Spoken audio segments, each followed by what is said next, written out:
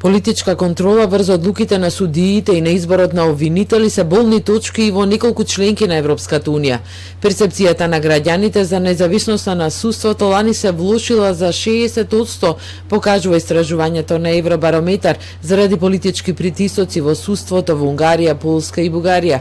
Еврокомесарот за правда Дидиер Рейндерс по објавувањето на методологијата за проширување најавува дека најпрво ќе почне голема дебата со цел да се усвојат нови построги правила кои ќе важат за сите подеднакво. This year we start a process with the member states. We'll publish a report on the rule of law in all the member states. Of course, after that, in next year or in the two next year, we'll do the same with the Western Balkans. We'll apply the same principles, the same rules to the Western Balkan countries. And it's very important so to have a political debate, so to open the door for a more global debate, a more global approach about the enlargement, but also with the certainty that it's possible to fulfill all the criteria in relation with the rule of law.